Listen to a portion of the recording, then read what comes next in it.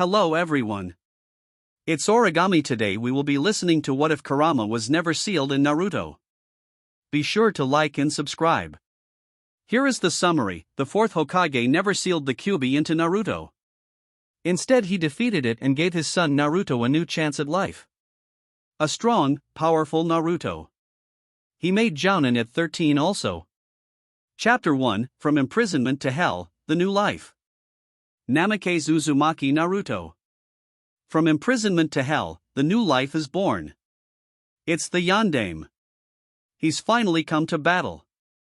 We still have a chance at beating this monster. Keep fighting. That was the cry of a brave fighter that was fighting a losing battle. You see, he was fighting none other than the Kyuubi no Kitsune. Also known as the King of Hell, King of all demons, or the Nine-Tailed Fox. No one knows why the Kyuubi just showed up one day, but it did. And when it did, he suddenly attacked the village of Konohagakure, or the village hidden in the leaves. But it was not just one man that was fighting the demon lord himself. No, it was the entire ninja population of Konohagakure, or Konoha for short. Every available ninja was out on the battlefield risking their lives for the sake of their village and the people in it that were their family and friends. He's right. Keep fighting, the Yondaime will be here any minute now. Don't stop. Attack! This was a yell from another one of those brave ninja out on the battlefield. The Yondaime, or the fourth Hokage of the village, was soon going to join the battle. The Hokage at the strongest person in the village. This particular Kage was said to be unstoppable in a fight, and many shinobi had been told to run when if they saw him. To know he was coming to the battle brought new vigor to the quickly losing battle. With the knowledge that their strongest would be coming made every ninja fight with all their power in them. And so the battle against the demon lord continued with a newfound will in them all. Suddenly, there was a huge cloud of smoke that took up the entire field for a good 300 feet distance. The smoke cleared and there stood the Toad Boss himself, the king of all toads, Gamabunta. And on him stood none other than the Yondaime Hokage himself, Namikaze Minato. The toad was huge, to say the least. It stood tall at a good 250 feet tall, maybe more. It wore a shirt sort of thing with the kanji for toad on it. In his mouth was an equally huge pipe that he was smoking. Then there was the Yondaime himself. He stood there on top of the Toad Boss in all of his glory. He was a good 6 foot 4 inches tall. He had on your standard Jounin vest that was green in color with pouches for scrolls on the front. He wore blue shinobi sandals, blue shinobi pants with shuriken and kunai pouches on each leg. He also had on a Konoha headband with the symbol of Konoha no Sato proudly worn on his forehead. He had long unruly blonde hair, the spiked here and there, that went just below his neckline. The last and most noticeable thing would be the white cape that he wore. It went from his shoulder blades all the way to just above his ankles. On the back was the kanji for yellow flash, and on the bottom were flames that seemed to be dancing. The Yondaime is here. Keep fighting. That was what Minato heard as he arrived on the battlefield.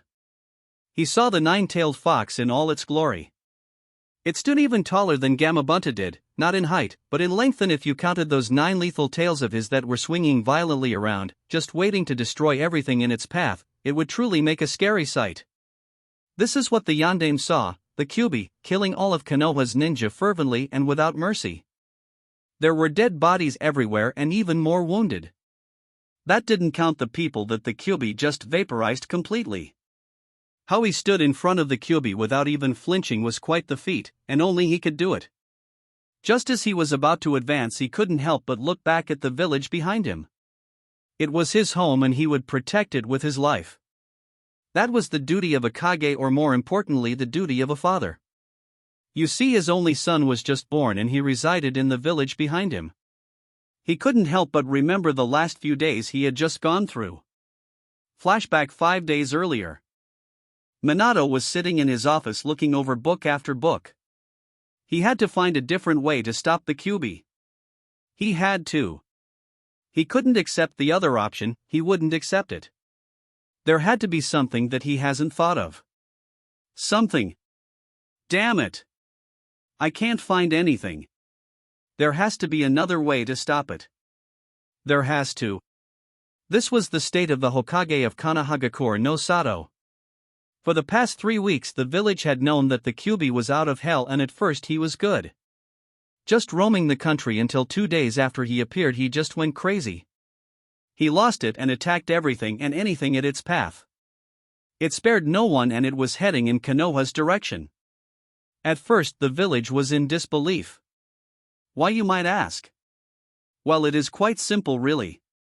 Why would the king of all demons just appear one normal day then sudden go crazy and attack everything in its path?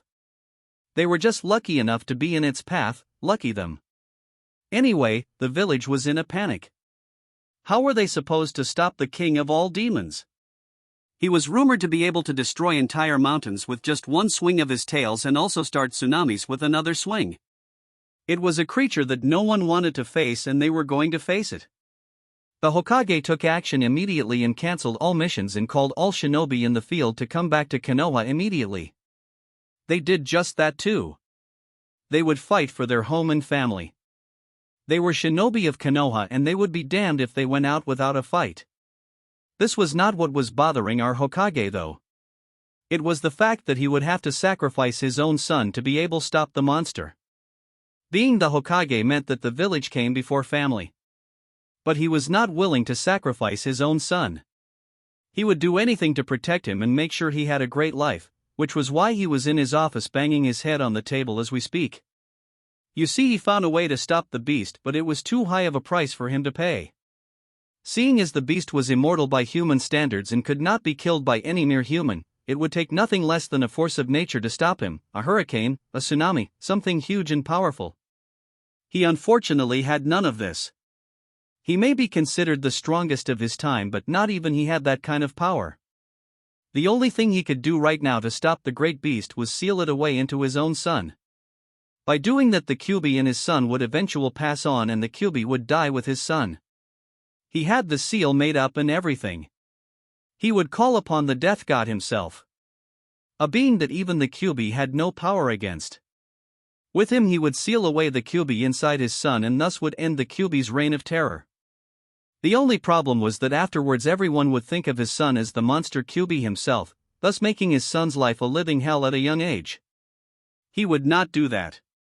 He was broken out of his thought when the door to his office in his house opened up and in came his wife. "Minato, how is it going? Any progress?" The voice of his wife made him look up and smile a defeated smile. She was beautiful to say the least. Her name was Kushina Namikaze, the wife of Minato Namikaze. She stood a good 5 feet 8 inches. She was very pregnant and expecting in a day. Even though she was pregnant, she was still very beautiful. She had a maroon kimono on, that had sakura petals on the edges. She had a nice figure and beautiful face. She had light blue eyes and long dark red hair that went all the way to her mid-back. She was beautiful. With a heavy sigh, "No, all I've been able to come up with is the seal and I refuse to use that on our son," Minato said with another heavy sigh. "Oh. I'm sure you'll think of something. You always do." She said this with a beautiful voice while giving her husband a smile. Minato just looked at her and couldn't help but feel slightly better. "How do you always do it? You always make me feel better whenever I'm down?" She couldn't help but giggle slightly at that. He was just so amusing sometimes. "Well, you know me, I'm just like the doof." She fell down on her knees and Minato was by her side in a split second. "Are you okay? Come on, you should come sit down," he said while leading her over to the couch in his office. He sat her down and sat beside her, obviously really worried about her. "Thanks," she said after she got on the couch. "Was he kicking again?" "Yeah. He sure is active lately. I can't wait till he is born and I can hold him in my arms though." She had a faraway look on her face at this point. She was imagining how handsome her son was going to look. She couldn't wait. "Yeah, tell me about it. I hate to see you in pain. And just like you, I can't wait to see our kid." There was a comfortable silence in the room after that. Both lost in their own thoughts about their unborn son and how his life was going to be. They were leaning against each other on the couch too. Kushina had her head on the nape or collar of Minato's neck. He was leaning his head on hers too. It was a comfy silence while embracing each other in each other's company. But both of the minds wandered to the inevitable future to come, if Minato couldn't find another way for them to stop the Kyuubi. Then they would have to seal it in their son, and that was the last thing that they want to happen. They were both realists and knew that their son would be treated horribly if the Kyuubi was inside of him. It was a parent's worst nightmare to see their kid in danger or know that his life was anything but happy. Suddenly Kushina started to cry. Minato looked down at her and couldn't help but feel sad too. They were sealing away their son's fate. Not just any fate, but a horrible one too. All Minato could do was embrace her tighter to give whatever comfort he could for her. They stayed like that for a good while until Kushina could stifle her sobs. Why Minato, sniffle, why did this have to happen now, sniffle, when we just started to have a family too? We were going to be happy, sniffle, why? She started to cry some more. Through it all, Minato could only hold her and give her a little comfort. It was the hardest thing he had to go through. To see the one you love so much break down, and you couldn't do a thing to help. It sucked. If only I could find a way to get rid of the Kyuubi and not have to hurt our son in any way. Damn it. There has to be something that I'm not thinking about. There was another long period of time where they just held each other. It was an agonizing thing to go through. If only the Kyuubi never left hell in the first place. Why can't it just go back and leave us alone? Let us live our lives in peace. We didn't do anything to it. It's not fair. She started to cry again. Through this all Minato froze for some reason. After she didn't get a response and she felt Minato stiffen, she looked up just in time to see Minato hug her super tight. You're a genius, Akari-chan. He told her while holding her tighter than ever. What do you mean? Minato couldn't help but feel happy about this something. He was smiling an ear-to-ear smile that showed how happy he was. I just thought of a way to stop the Kyuubi and it's all thanks to you. You're a genius. God, I love you. What? How? What are you going to do? Tell me, please. By now she was staring at her husband with the most hope she's had on her face for the last 5 days now. She had to know. It's like you said. Why can't Kyuubi just go back to hell? If I alter the seal I made to seal the Kyuubi into one that summons up the portal to Demon World where he came from, then force him in, he will be gone. I'll still need to summon the Death God because I'll need his power to send him back where he belongs. But it is entirely possible with the help of the Death God. After all, he controls death of both humans and demons. After that was said, Kushina Namikaze was one of the happiest people in the world. There was still hope. She could count on Minato to make the seal. They were saved. She started to cry again, but this time it was from pure happiness. I got to go make the new seal and get everything ready. You go back to Tsunade and have her take care of you and our little boy. Can't have either of you getting hurt. That would make this entire thing pointless, wouldn't it, honey? He playfully hugged her before he beelined it to his library to work on the new seal. Kushina just watched her husband's retreating back before getting up and doing just that. Next day. We find our yellowed-haired friend in his office over the newly designed seal that was drawn on a huge piece of paper when a boy ran into his office without even knocking. The door flew open and he ran in to stand in front of Minato, panting heavily, bent over with his hands on his knees. He was a boy no older than 13 with a face mask covering his lower face. It went around his neck all the way up and over his nose. He had his kanoa headband covering his left eye. He had silver hair that was sticking up and slightly backwards. He also wore the standard Jounin vest of the village. After gaining his breath somewhat, he stood to look at the startled man. Minato-sensei, pant. Kushina. In labor. At the hospital. The second he spoke this, Minato was out the door faster than he could see. All that was left was an after image of him standing there and a yellow streak leading out the door. After getting over the sudden loss of seeing his sensei moving that fast again, he simply used the Shunshin no Jutsu to teleport to the hospital. With an audible poof sound and a cloud of smoke later he was gone. Hours later.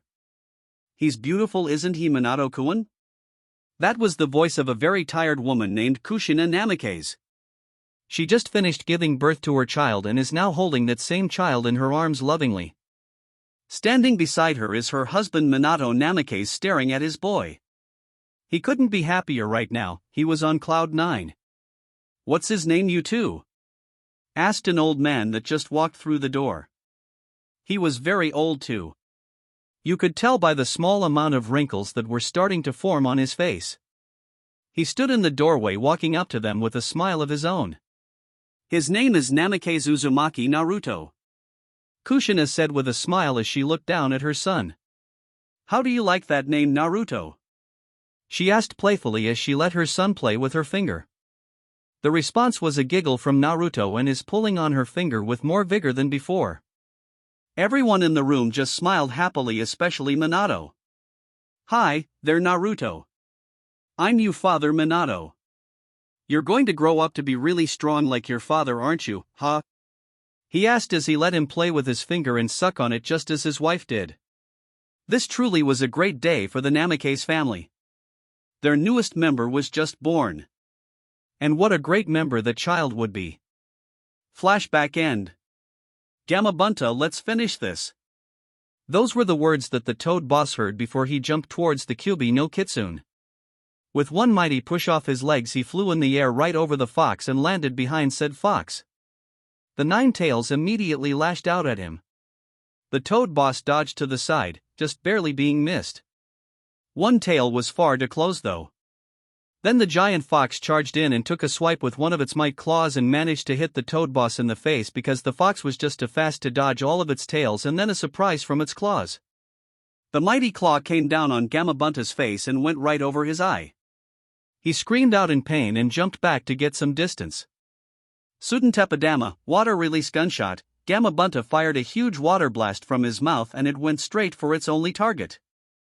Just when it was about to hit though, the fox flared its chakra and shot out a huge fireball out of its mouth that collided with the water blast. When both hit each other it created a huge steam that covered the field. When it cleared, both Gamabunta and the Kyuubi were standing and ready to pounce on each other once more. They charged each other but time seemed to slow down suddenly. On top of Gamabunta stood Yondaime of Konoha no Sato and he had just finished his long series of hand seals.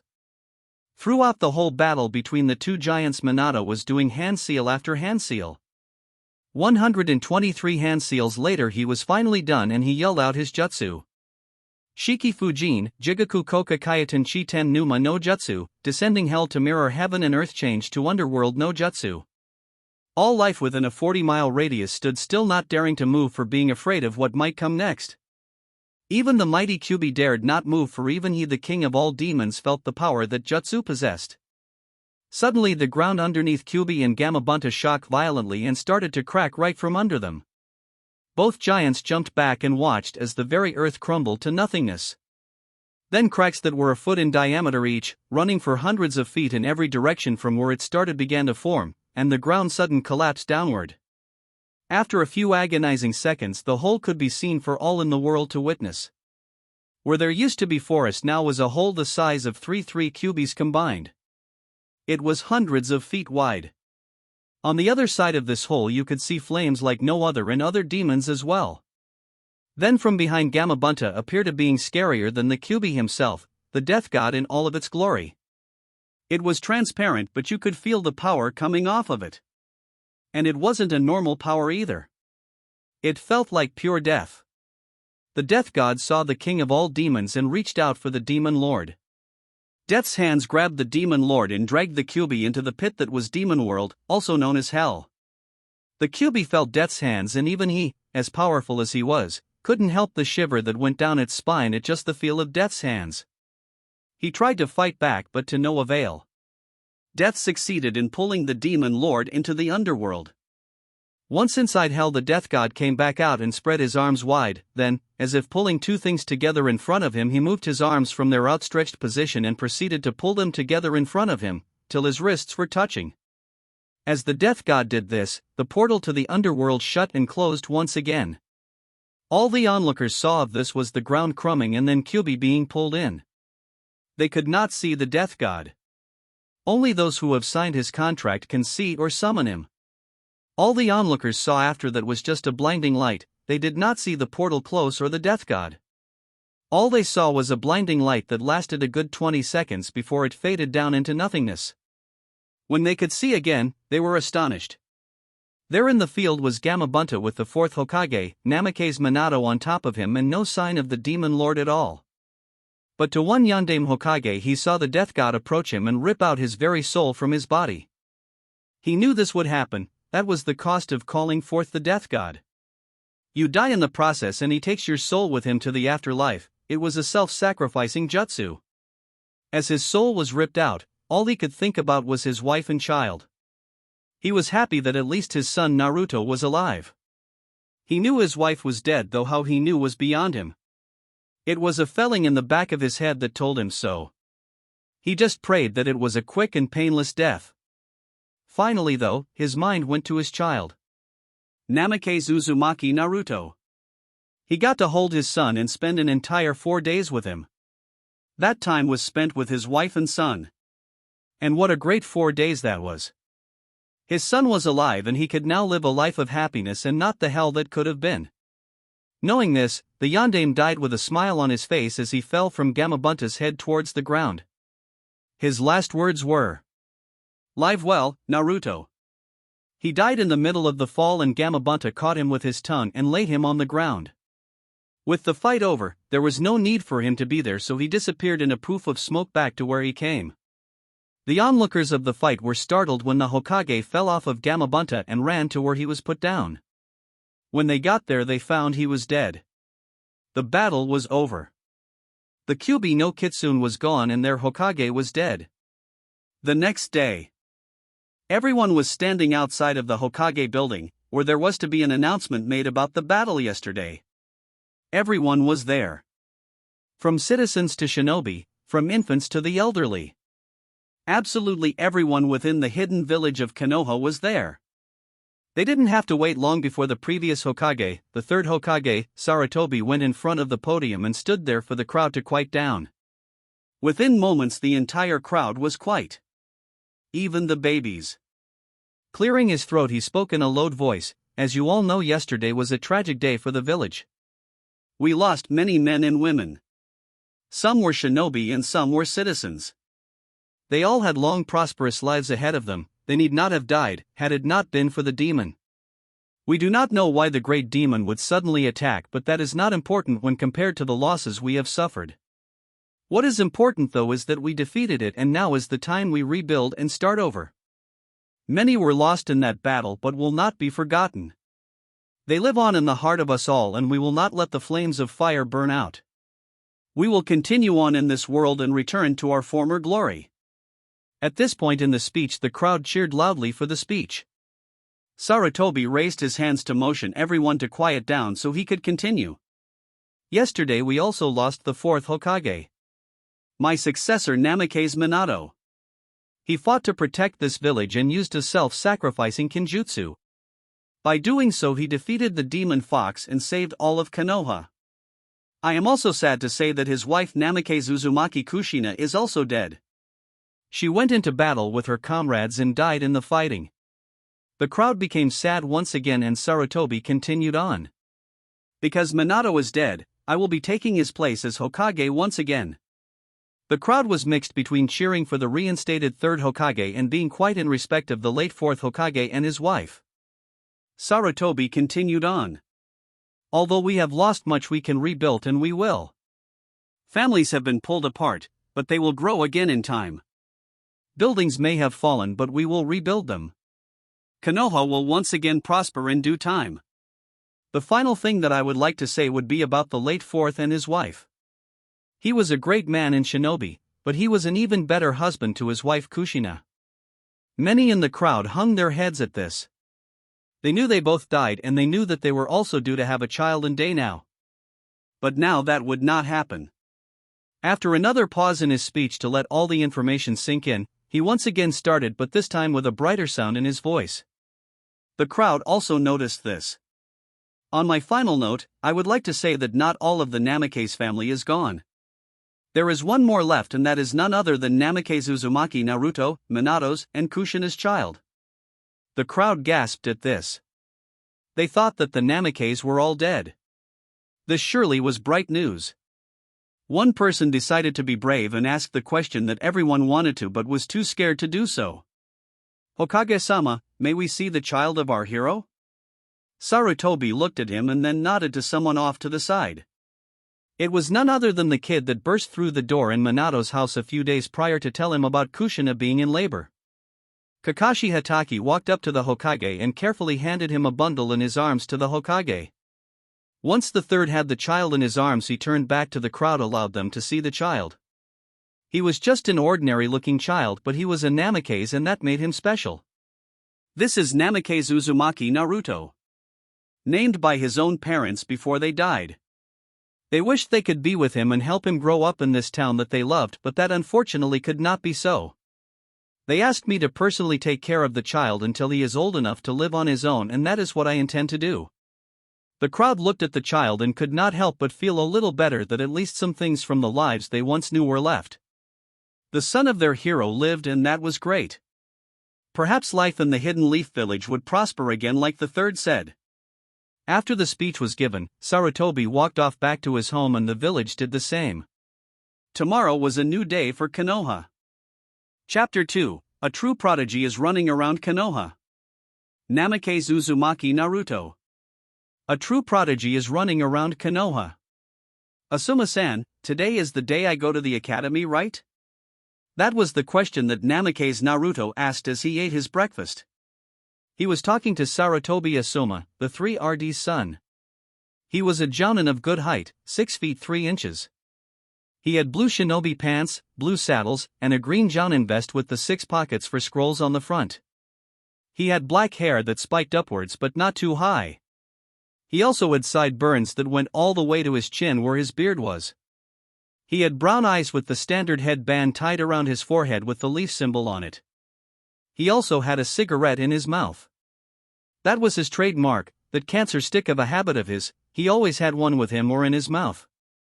Yes, Naruto, you go to the academy today. You've been asking for the last week already. Geez. The cigarette-smoking jounin said. Well, I'm just excited, that's all. Come on, it's my first day after all. I'm finally going to be a ninja. He was so happy. Finally he could be strong like his dad was. Yes, I know. You know, you're pretty lucky, Squirt. Most of the time they don't just let a 5-year-old into the academy. Usually you have to be 6 to get in. But I guess they made an exception for you. Yeah, a lot of people do that because of who my father was. But that will stop someday. I don't just want to be known as my dad's kid. I want people to know me because of my accomplishments. He pouted. Everyone always gave him special treatment because of who his parents were. Well, kid, I hope you accomplish that goal of yours. But you better start to get a move on. Remember, you're younger than the other kids right now, so they might be stronger than you are. Also, if you don't go pretty quickly, you might not make it in time. He had to smirk at the kid now.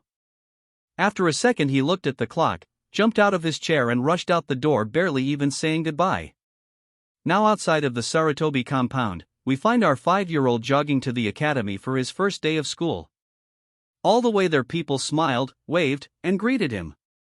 They always gave him nice smiles. I guess that's the perks of your dad being the 4th Hokage. He thought to himself. When he finally made it to the academy, he asked where the room for his class would be. They told him which room it would be in and saw him off with another smile. He walked into the classroom and everyone stared at him. He got that often. He just shrugged and walked up the stairs to the last row and took a seat in the middle. He sat there waiting for about 10 minutes until the teacher came in and asked for it to quiet down. After about a minute of people still talking, the teacher had a vein pop out on his forehead and then screamed at the class. Quiet. Sit down in your seats. While he screamed, his head somehow blew up and became red. He looked like a very scary man when angry. He must be some kind of jutsu. Naruto thought. That's better. Now that everyone is quiet, we can start class. For the next 6 years you will be attending the academy to learn how to be ninja.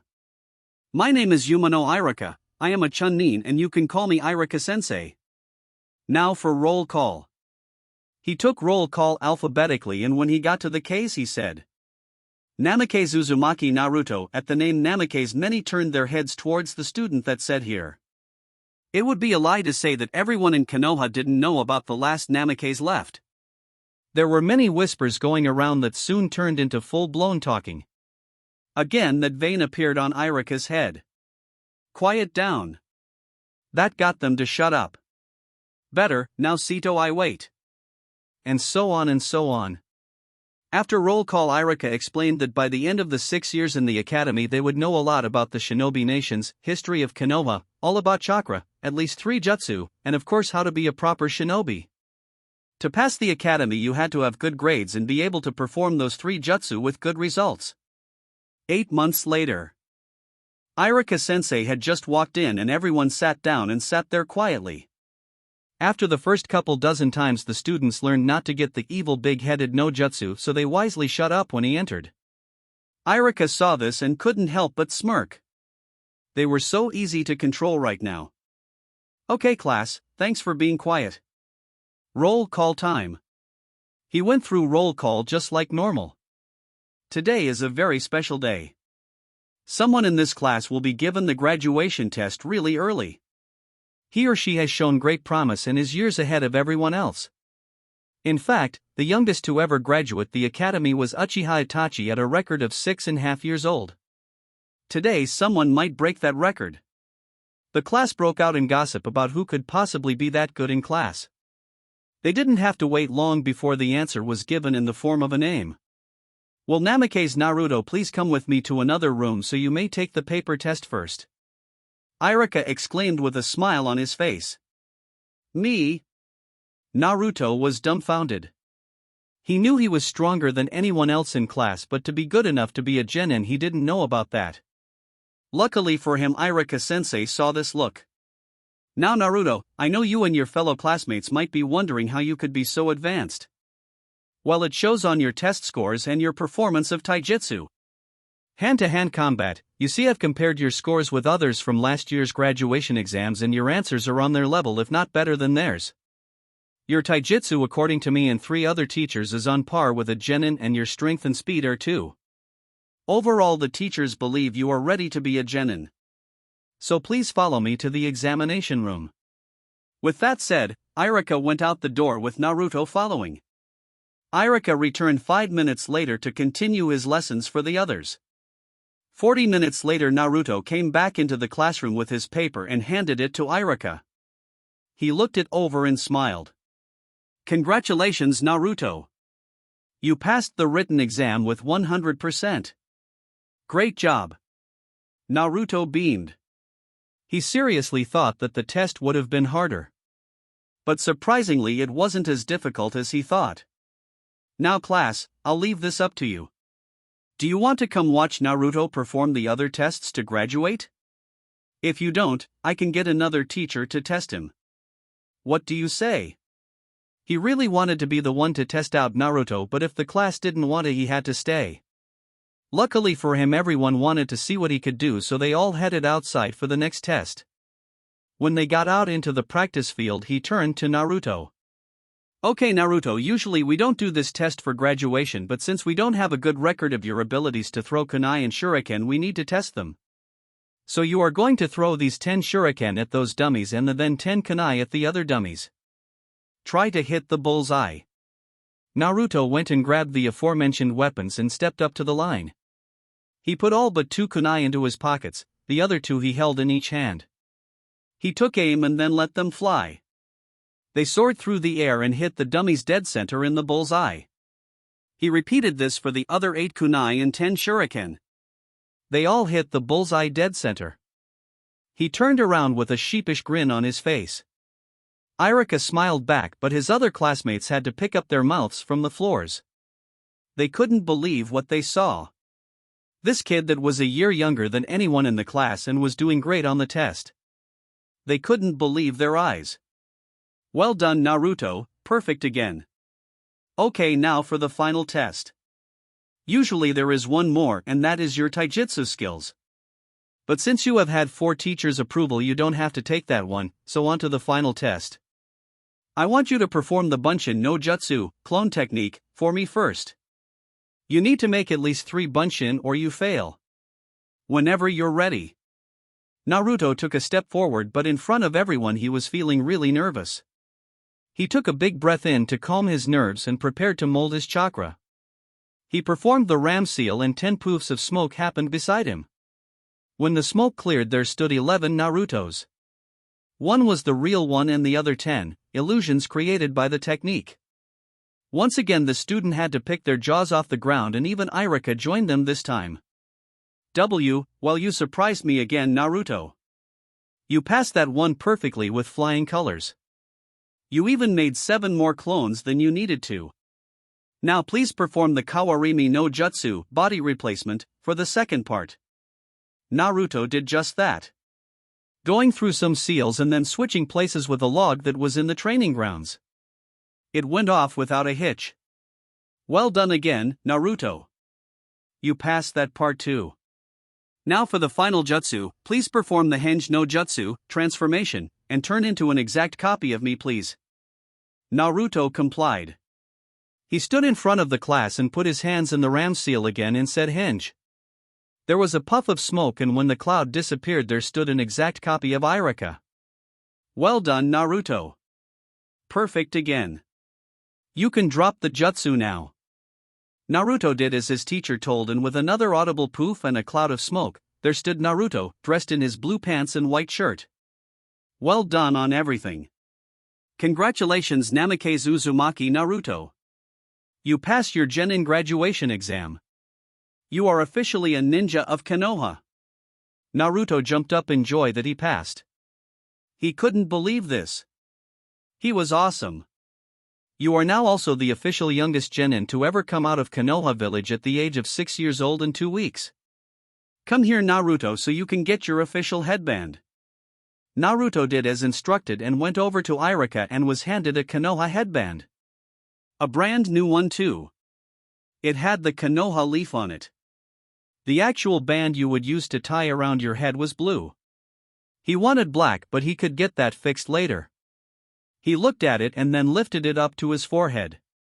He put it on and tied the back of it tight so it wouldn't come off. He was very happy right now. That took all of the time for today's lessons, so class is dismissed. Irika said happily. The next day, Naruto was walking to the academy for the last time. He was instructed yesterday to come back so he could meet his new sensei. People looked at him and had to look twice because of the headband that they saw. They, just like the class, couldn't believe it. Here was a kid, just 6 years old, and he made it to genin rank. He may be the 4th's kid, but still, that was huge. Not even Itachi, the supposed super genius of his clan, made it to genin that quick. He was 6.5 when he was made a genin. They looked at him and found a little more respect for him. He must have worked really hard. Oblivious to all the looks he was getting from everyone, Naruto just kept walking to the academy. Right now his mind was in a different place. It was on all the training he went through. It was hell, to say the least. Unlocking his chakra at 4 years old, and then using it at 5. Then mastering the basics was really hard. He also had to run constantly, do push-ups, sit-ups, jumping jacks, all sorts of things, but it was all worth it in the end. I wonder who my sensei will be, he thought to himself as he continued his trek to the academy. When he got there, he saw Irika waiting outside the door. That was unusual, but he shrugged and started to walk to the door when he stopped him with a hand to the shoulder. Naruto, follow me so I can show you where you can wait for your Jounin instructor. Irika asked. Why not just wait in the normal classroom? It was a normal question to ask in the situation. Naruto, you are a genin now, they are not. They have to learn the basics still where you already have at an extremely young age. It would only be a waste of your time to go back into that room where you already know everything I'm going to teach. Man, I hope that works. I just don't want to have to listen to the others ask a million questions and then have to yell at them to be quiet. Iruka thought. Ah, come on, Iruka-sensei. I may be advanced, but there is always stuff to know. I'm sure there's stuff you haven't taught me yet. No, Naruto, just go wait in that room. Sorry, Naruto, I don't want to be mean or anything, I just don't want the headache today. He thought to himself. Oh, alright. If you say so, Iruka-sensei. He walked towards the room and went to sit down in one of the chairs to wait for his sensei to come. After about an hour of waiting, a man walked in with a familiar cigarette in his mouth. Asuma-san. You're my new sensei? In his mind he was thinking, damn, never saw that one coming. Ah yes, Naruto, I am your new sensei. Meet me on the roof and we shall talk there. With that, he poofed out of the room, probably to the roof. Naruto watched him poof out of there and said, damn lazy senseis and crap. I can't wait till I learn that jutsu. I'll make my own version that is way cooler than that stupid cloud of smoke. With that notion he walked out of the classroom and up the stairs and then up to the roof where he saw his new sensei sitting on the railing waiting for him. Well, took you long enough, Naruto. We're going to have to work on that speed of yours, aren't we? He had this evil little smirk on his face. Naruto gulped. He only saw that look on Asuma-san when he was planning something. And by the way he was looking at me, it was something I wouldn't like. Crap. I'm so dead, he thought. 2 years later. Naruto, you are a special case to promote. Since you have no team you cannot participate in the Chunin exams, so we must test you another way. I have come up with a way for you to be promoted by another test. 2 to be exact. One will be a normal test that all Chunin should be able to do and another will be a fight against a Chunin of my choosing. Do you accept these terms, Namikaze, Naruto? The person that spoke was sitting behind a desk in the office of the Hokage Tower. He was a wise person and had a nickname that all knew, a name that could spread fear into enemies or hope to your allies. His nickname was the Professor. It was none other than the third Hokage, the Sandaime. Hi, Hokage-sama.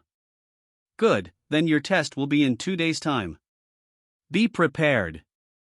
You are dismissed. Oh, and Asuma, please stay, I want to talk to you for a minute. Thank you, Hokage-sama. With those departing thanks, Naruto walked out of the office. Asuma turned back towards his father and looked at him expectantly. Yes, that's right, Asuma is the 3Rd's son. What is it you wanted to speak to me about, Hokage-sama? He still had to be formal when in the office. Please, you know I don't like it when you are so formal. Just stick with Sarutobi-san or Otosan, Dad, when we are in private. Now, I wanted you to stay so we could talk about Naruto and where he is living right now. I think it is time. 2 days later. Okay, Naruto, here is your test. Do your best on it. Hi, Sensei. And so for the next hour Naruto sat in a desk in a classroom doing his test. After the hour was done, Asuma came back in and asked for the paper and saw that it was finished completely. He read over the answers and wrote something on it and then gave it back to Naruto. Naruto looked at it and when he saw it he put on a smile. He had gotten a 95% on it. Damn, I was really worried there for a second. Some of those questions were really hard. I guess I know more than I thought. Well, good job, Naruto. Come follow me and I will lead you to where you will fight your opponent. And so they headed out the door and down the hall and into the forest that surrounded Konoha. After about 30 minutes of walking they finally came to a training ground where there were 2 people. One was the Hokage and the other was unknown to Naruto. I'm glad you could make it, Naruto. I assume that you have passed the written test. He got 2 nods. One from Asuma, and the other from Naruto himself. Very well, since you passed you will move on to the final stage of your test. This is the Chunin you will be fighting against. He has been a Chunin for 5 months. To become a Chunin yourself, you must defeat him in a battle. You may start whenever you 2 are ready. With that statement Naruto walked over to left side of the field and the other guy went to the right side, while the Hokage and his son were on the sidelines. The man opposite of Naruto slipped into a battle stance and got ready, but Naruto just stood there until he asked a question. Before we start, I would like to know your name if you don't mind. Naruto asked. The man was startled a little, could only look on in dumb amusement. He thought he would just want to get the fight started right away, but nonetheless got out of the fighting stance and stood up and gave a bow while he gave his name. Naruto did the same. Well then, let's get this thing started, shall we, Kenji-san? With that, they both got into a fighting stance. Kenji's stance had his left foot out in front and hands at his side with arms slightly bent. Naruto chose the basic academy taijutsu stance. They stayed in their positions for about 10 seconds before they both charged at each other and then clashed with fists. Naruto caught Kenji's right hand, and the same for Kenji, but with Naruto's hand. They struggled to overpower each other but couldn't. With a push, they both jumped back and started seals. Katan, Gokakyu no Jutsu, Grand Fireball, Naruto started off. The fireball speed towards his opponent and was about to hit when he was replaced with a log. Dama Kawarimi no Jutsu, body replacement, where is he? Front? No, left? No, right? No, back? No, up? No, then below. With it, he jumped up, just in time to see his opponent's hands pop out of the ground and try to grab him, right where he used to be. Since it failed, he emerged completely, only to hear a shout of Katan, Hozenka no Jutsu, Phoenix Immortal Fire. He dodged as quickly as he could, but one of the 15 fireballs that were unleashed hit him in the chest. If it wasn't for his Chunin vest, he would be badly burnt, but luckily for him, he had one on. But before he could get his bearings back, he felt someone land in front of him. He looked up just in time to see a fist come and hit him in the gut, and then another hit, but this time from Naruto's leg. Suddenly, he felt another kick. It was under him, sending him upwards into the sky. He opened his eyes to see his opponent appear behind him with a Kagebyo, Shadow of the Dancing Leaf. With that said, Naruto proceeded to hit his opponent in the back once, to paralyze him temporarily, and then swung around him to the front and hit him with his first once in the stomach, cheek, and both shoulders. By the time that was done, they had reached the ground, and Naruto pushed off his opponent and flipped to the ground, to land on his feet rather nicely. His opponent was not so lucky. He was tossed into the ground on his back and fell hard. When the dust cleared, he was lying there unconscious. With the fight over, the two watching came over to look at the two fighters. Naruto was unscathed and his opponent was in the ground hurt pretty badly. Well done, Naruto, you passed the second test. Come, let's get this guy to the hospital and then we can talk in my office. Hi Hokage-sama, and thank you for the compliment. Naruto was now extremely happy. He beat his opponent and he was now going to be a Chunin. The day couldn't get any better. After dropping off the man at the hospital and telling the doctor that he was hurt in his sparring fight, they left to the Hokage's tower and went inside. On the way, they got many greetings and people tried to start small conversations. Between the Hokage, his son, and the 4th's son, they had a lot of people that greeted them. When they finally made it, they went inside and the old Hokage, he's like 64 years old, sat in his chair and then motioned for the other two to do the same. Well done, Naruto. As of today, you are an official Chunin of Konoha. With this promotion comes some more responsibility too. You will be leading missions, you will have subordinates, and their lives will be in your hands. It is up to you to be a good leader and guide them through the missions. Now here is your Chunin vest. He handed over a vest that looked a lot like his sensei's vest, but there were slight differences in them. One was the collar was shorter and it was a lighter green. Secondly, it looked to have a little less armor in it than the Jounin vest. Also, the Chunin vest was slightly more rounded. It did have similarities though. They both had 6 pockets in the front for scrolls. Naruto accepted the vest with pride and then put it on. It was specially designed for him because he was younger than and not as big as normal Chunin yet. After putting it on, Naruto looked at the Hokage and bowed. Thank you, Hokage-sama. You don't know how much I have wanted this. Naruto was extremely happy. No, Naruto, you earned it. You worked hard to get that vest and now you have it. It was all your hard work. Sarutobi replied with a smile on. Thank you, Hokage-sama. No more formalities, Naruto. You know in private you can speak with me using just my name, right? Hi, Hoka. I mean Sarutobi-san. Better but still needs work. Anyways, now for the reason I wanted us in my office in the first place. You have been living in the Sarutobi mansion for 8 years now and it is time for you to move out if you wish. Your father left me instructions on when you could get your inheritance and other things that are rightfully yours.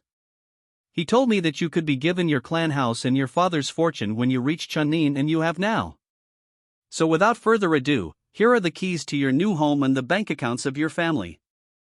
With it he handed Naruto the keys and a slip of paper that he had gotten out of a safe behind the picture of the 4Th's photo. Now remember Naruto, if you don't want to live by yourself and wish to stay at the Sarutobi mansion, then I will let you, but if you do decide to live by yourself then you will have to cook, clean, do everything by yourself, you won't be able to depend on others. Also you will have to be responsible with all that money your parents left you. Sarutobi really didn't want him to go and live by himself, but that was Naruto's choice if he wanted to live by himself, not his own. Sarutobi-san, thanks, but no thank you. I'm a ninja now and have been for the last 2 years. I can take care of myself and you know as well as I do that I'm more than responsible enough to. So thanks, but no thanks, I will live in my family home. Naruto did appreciate the old man but he wanted to prove he was responsible and was capable of taking care of himself. Very well then. Do you know where your house is or do you need some directions? The old man asked. I know where it is. It's by the Hyuga estate, right? Yes, that's right. If you ever need anything come and ask me. Sarutobi said. You can ask me too, after all, what kind of sensei would I be if you couldn't ask for a little help from me, right?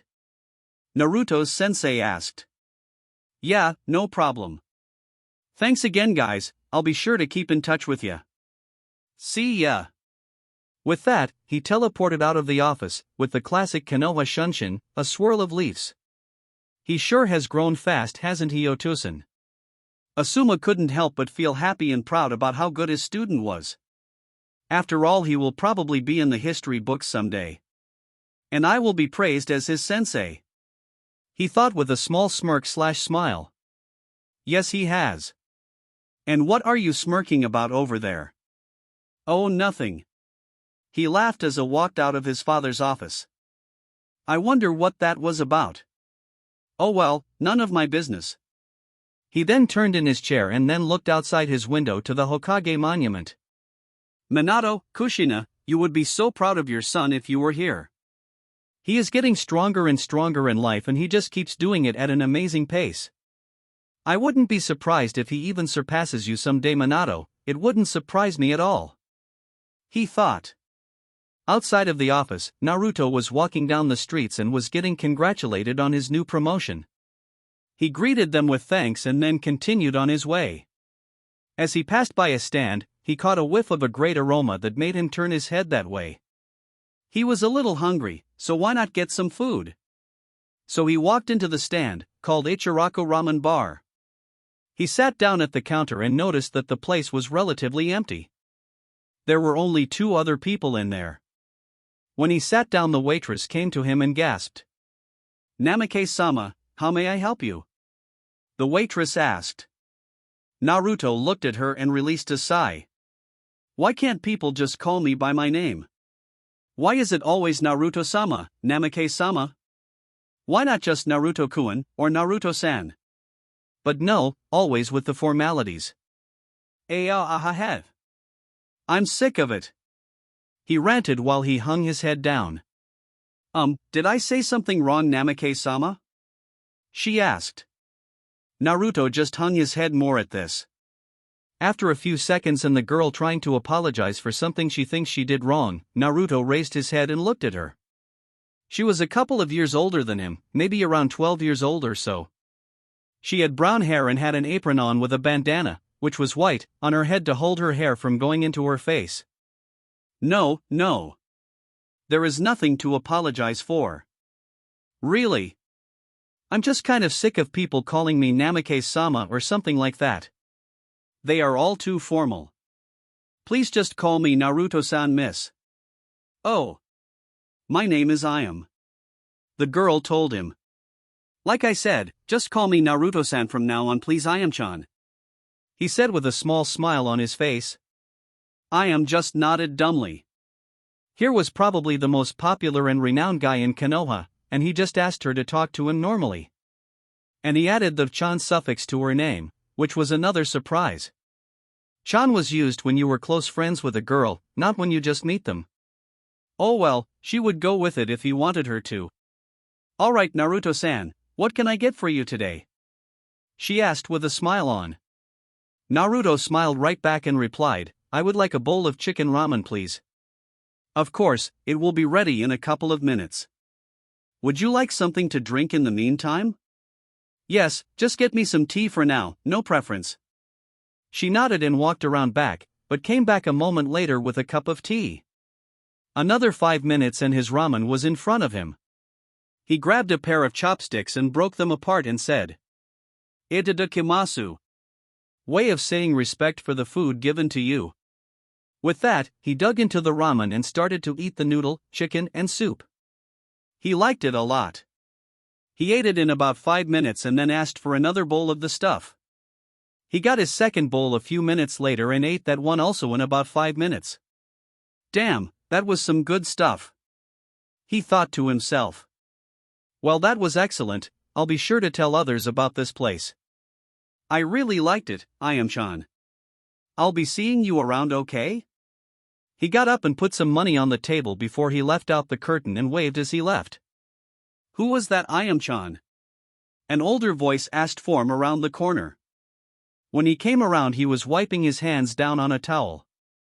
He was an older man in his late 30s or so. He had on a chief hat and wore a white chief coat. That was Naruto-san, you probably know of him as Namikaze-sama. She watched her father's reaction intently. He dropped the towel on the floor and had his mouth agape. The Namikaze? As in the fourth Hokage's son? He asked, a little startled that he would come to a place like this. His daughter Ayam just nodded. Yes, Tuchi, name of dad, it was the Namikaze Naruto, but he doesn't like being called by his last name, he thinks it is too formal. So he asked me to call him Naruto-san, and I did. She replied. Well, what did he think about the food? He half asked, half shouted. He really liked it. He had 2 bowls of chicken soup. He even said that he would recommend us to others. She replied like it was nothing. Tucci was lost for words at that moment. The Namikaze came to his place and got 2 bowls of his food and he liked it. Then he said he would suggest the stand to other people. His face broke out into a huge grin. Otusan, why are you grinning? That grin kind of creeped her out a little. You don't get it, do you? If Namikaze-sama suggests us to other people, others will surely come, and if he comes again, and from what you told me he will, then this place will be busier than ever. We will make a fortune, he said with dollar signs in his eyes. Ayam could only shake her head at his antics and go back to work. At that very moment, Naruto was walking down the street towards his supposedly new home that was once his parents'. As he walked down the road, he got more polite nods and even some greetings, which was the life he came to know. Everyone knew about him and what he did.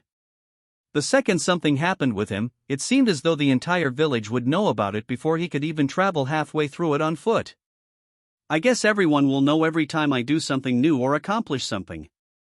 It is kind of scary of how fast gossip travels in this town. I swear that gossip travels faster than any ninja could in this village. He thought as he continued to walk down the road. As he did so, he got closer and closer to the richer part of town. After another 10 minutes of walking, he came to a big gate that was in the middle of the forest. He opened it up and walked through. As he kept walking, he noticed the landscape. It was a nice open front yard with some trees here and there. After some time on foot, he came upon a house. Well, some may call it a house, but others may call it a mansion, although Naruto considered it a house. It just didn't have the mansion feel to it. It was big, he would give anyone that, but it wasn't amazing like a mansion, but felt more like an actual house.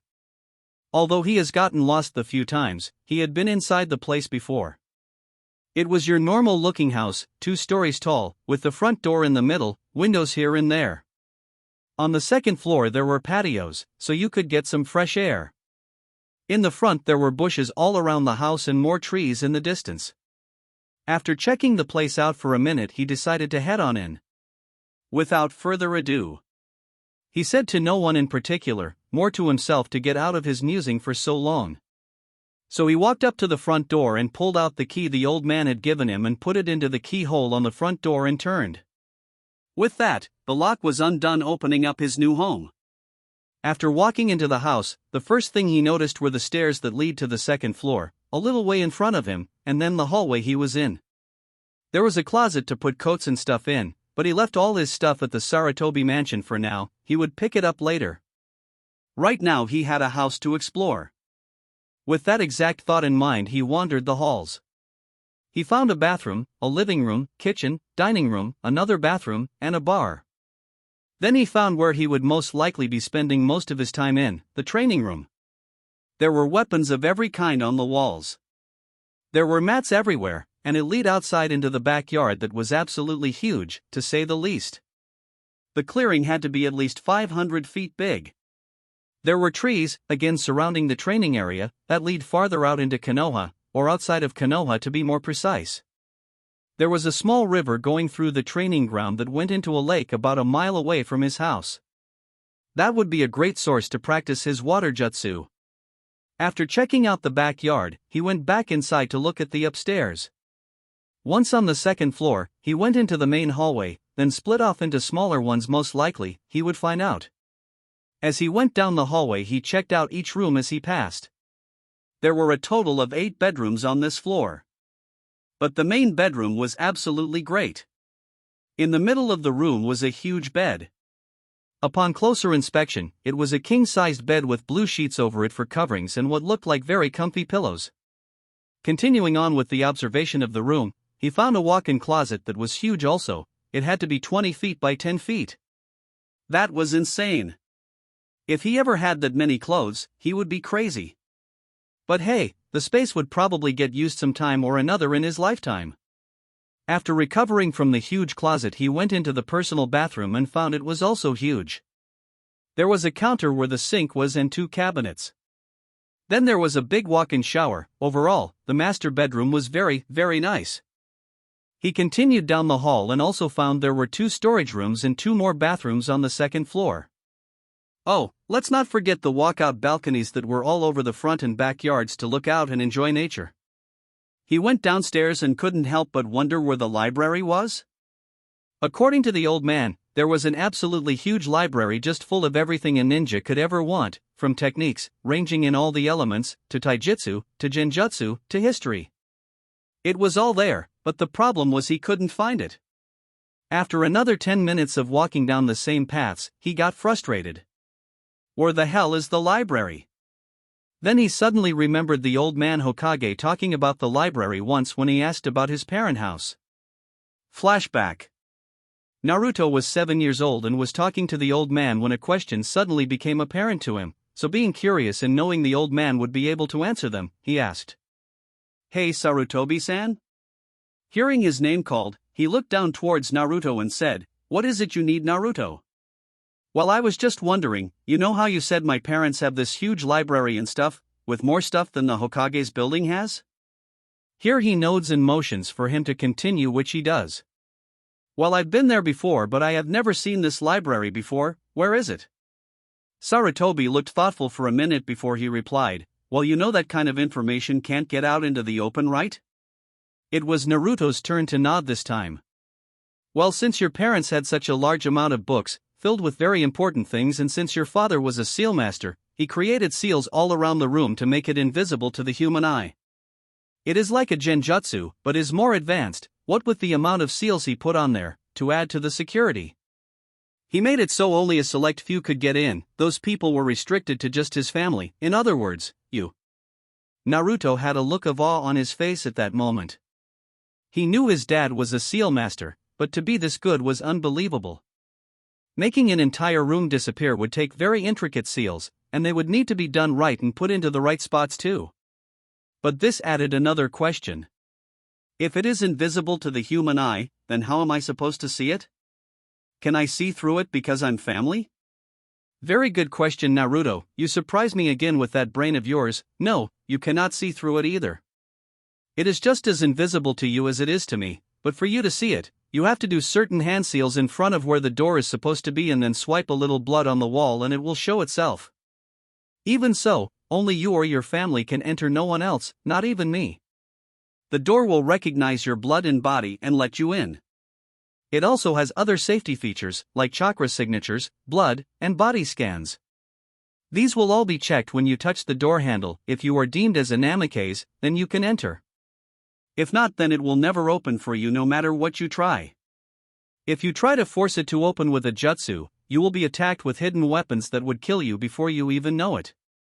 It is the most secure thing in this entire village, and once you leave, if you want to put the invisibility on the door again, then all you need to do is some more hand seals and put some of your blood on the door. That's about it. Flashback end. So making his way down the hallway to where the door is supposed to be, but isn't, he goes through some hand seals and then bites his thumb and swipes some onto the wall, and presto, the wall warps and there is a door there in its wake. He reaches out and touches the handle, but nothing happens, so he assumes that it is working and turns it, it moves and then he pushes it open. What he sees is breathtaking. The room is huge. It must be at least 50 feet long and 30 feet wide. And it was just crammed full of books. They were everywhere. He could probably spend the next 6 years of his life in here and just read and still not be done with them all. It was that big. Then, he noticed something that caught his eye. It was a safe about 6 feet tall. He walked over and looked it over. There was no handle whatsoever on it, so it had to be the work of some kind of seal again. Then he saw the actual seal on it. It was very complex, like all the others he'd seen so far. Damn! I have no idea what these things mean. I wonder if it is another blood seal thing. Hopefully this time I don't have to use hand seals though. The old man never mentioned this. Oh well, couldn't hurt to try. He bit his thumb again, just enough to draw blood and then spread it over the seal on the safe. Surprisingly, it opened up.